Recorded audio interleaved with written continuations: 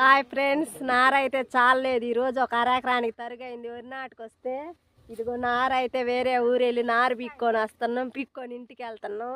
చూడండి మధ్యలో ఇదిగో ఇక్కడైతే జామ చెట్టు ఉంది. జామ చెట్టు ఉండేసరికి జామకాయలు కోసుకొని వస్తానని దిగింది. చెట్టు అయితే మాదే, ఎవరిదో కాదు. అదిగో చూడండి జామకాయల మీద అయితే, చెట్టు మీద అయితే జామకాయలు కోస్తున్నారు. ఇదిగో నారైతే అరెకరానికి పిక్కొని వస్తున్నాం మేము. బాలమ్మత్త, ఎందుకు మనకి తిప్పలు? ఎందుకంటే ఏం చేస్తాం, బోలేక ఎందుకు ఊరక మనం రెయ్యం బొగులు చేసి సంపాదించి ఎవరో ఒకరికి ఇచ్చి ఎగనొకడమే కానీ